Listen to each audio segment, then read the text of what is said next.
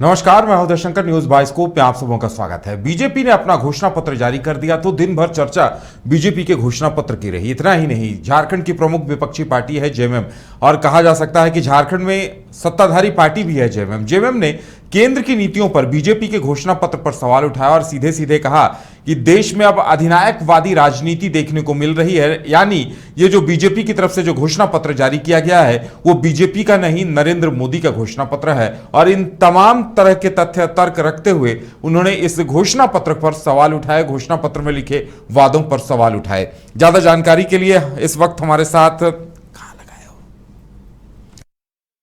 हमारे संवाददाता सीधे बातचीत करेंगे नीरज से।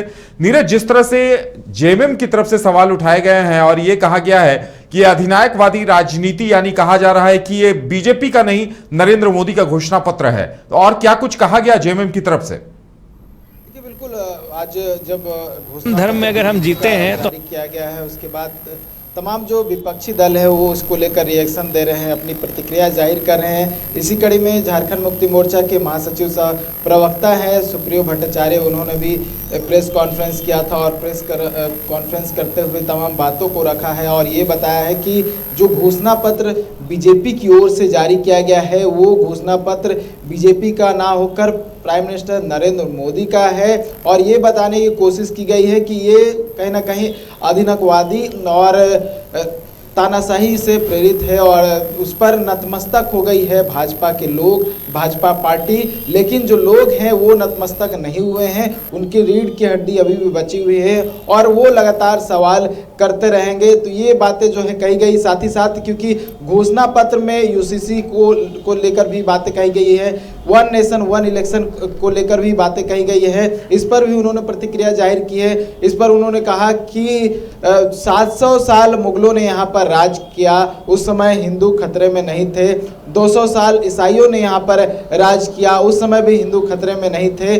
10 साल भाजपा ने राज किया, तब हिंदू खतरे में आ गए। ये कहीं ना कहीं गुमराह करने की कोशिश की जा रही है। तमाम बातें जो है आज के प्रेस कॉन्फ्रेंस में कहा गया है और वन नेशन वन इलेक्शन को लेकर उन्होंने कहा कि ये राज्य के हक को छीनने की कोशिश की जा रही है, क्योंकि एक ऐसा अवसर होता है जहां राज्य के लोगों को मौका मिलता है और राज्य में चुनाव होता है। ऐसे में वन नेशन वन इलेक्शन होगा तो कहीं ना कहीं राज्य का जो हक है वो जो है छीन जाएगा। ये तमाम बातें जो है कहने की कोशिश की गई और भाजपा के बहुत सारे जो घोषणा पत्र में बातें जिक्र की गई है उस पर सवाल खड़ा किया गया। ये कहा गया है कि रोजगार को लेकर कोई घोषणा पत्र में जिक्र नहीं किया गया है कि रोजगार कितना देंगे, क्योंकि बेरोजगारी जो है अभी प्रमुख मुद्दा है देश का। साथ ही साथ उन्होंने बताया कि एक सोशल इंफ्रास्ट्रक्चर जो है वो डेवलप किया जाएगा। सोशल इंफ्रास्ट्रक्चर होता क्या है, ये नए नए वर्ड्स लाकर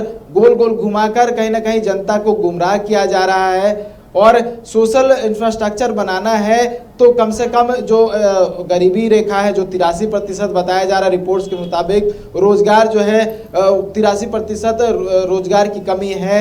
और ग्लोबल हंगर इंडेक्स में भारत का जो रैंक है वो 136 है। ऐसे में वो कैसे जो है कह सकते हैं कि सोशल इंफ्रास्ट्रक्चर डेवलप करेंगे। साथ ही डिजिटल की बात करते हैं, क्या डिजिटलाइजेशन करेंगे जब यहाँ पर फिजिकल कुछ हुआ नहीं है और डिजिटल की बात कर रहे हैं। तो तमाम बातों को लेकर कहीं ना कहीं जोड़ने की कोशिश की गई। नीरज, इसके साथ उन्होंने common civil code, uniform civil code को लेकर भी बीजेपी को घेरा है और उस पर भी सवाल उठाए हैं। लगता है इस पे आने वाले दिनों में इस पर भी राजनीति शुरू हो जाएगी।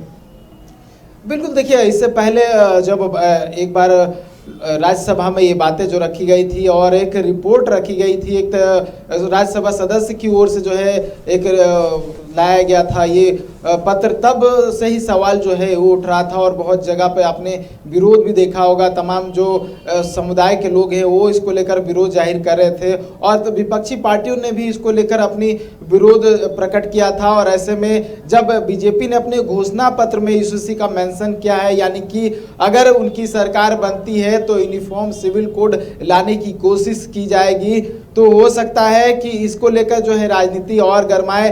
और क्योंकि अभी रैलियां भी होनी है, बहुत सारे सभा भी होने हैं, तो विरोधी या कह सकते हैं विपक्षी पार्टी की ओर से इसको कहीं ना कहीं एक मुद्दा बनाने की कोशिश की जाएगी और ये कहा जाएगा कि जो यहाँ पे समुदाय के लोग रह रहे हैं, विभिन्न समुदाय के विभिन्न धर्मों को लेकर कहीं ना कोई उसे लड़ाने की कोशिश की जा रही है। तमाम बातें पहले भी की जा रही थी और अभी भी कहा जा रहा है, क्योंकि हर धर्म का अपना अपना लॉ है। मुस्लिम समुदाय के जो लोग हैं उनका अपना एक लॉ है। जैन का धर्म की बात कर ले, सिख की बात कर ले या फिर ईसाई की बात कर ले, सबका अलग अलग मैरिज एक्ट है। उसके तहत जो तमाम जो कार्य है वो होते हैं। ऐसे में यूसीसी की जरूरत नहीं है। ये बातें उस समय भी कही गई थी, लेकिन क्योंकि भाजपा ने अपनी घोषणा पत्र में इसको शामिल किया है तो ये एक बड़ा मुद्दा हो सकता है, जिसको बहुत सारे राजनीतिक पार्टी चुनावी मुद्दा भी बना सकते होता है।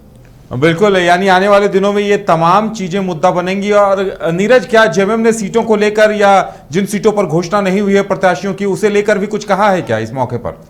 देखिए, वही उसको लेकर स्पष्ट नहीं हुआ है कि क्योंकि जेएमएम का अभी एक सीट का जो है प्रत्याशी की घोषणा होना बाकी है और लगभग सब सीट पे घोषित जो है उनके उम्मीदवारों की सूची आ चुकी है और इंतजार हो रहा है एक और जो उनके जमशेदपुर सीट से कहा जा रहा है कि जमशेदपुर से हो सकता है जेएमएम का उम्मीदवार हो, लेकिन अभी तक जो है स्पष्टता नहीं आई है। संभवतः ये हो सकता है कि कांग्रेस की जो सूची आनी है, कांग्रेस की सूची के बाद झारखंड मुक्ति मोर्चा की तरफ भी जो है घोषणा हो जाए और ये क्लियर हो जाए कि कांग्रेस ने किन प्रत्याशियों को उम्मीदवार बनाया है और कौन से सीट पे बनाया है। कहीं ना कहीं इसका इंतजार झारखंड मुक्ति मोर्चा की ओर से किया जा रहा हो, क्योंकि जो जमशेदपुर की सीट है उस पर कांग्रेस की ओर से अपनी दावेदारी जो है वो पेश की जाती रही है और बहुत सारे उम्मीदवार जो है कांग्रेस के जमशेदपुर से खड़े हो चुके हैं। तो इंतजार संभवतः जेएमएम की ओर से हो रहा होगा और देखने वाली बात होगी कि जब कांग्रेस का सूची आता है उसके बाद जेएमएम क्या करती है, क्या जेएमएम जो बची हुई सीट है उस पर घोषणा करती है।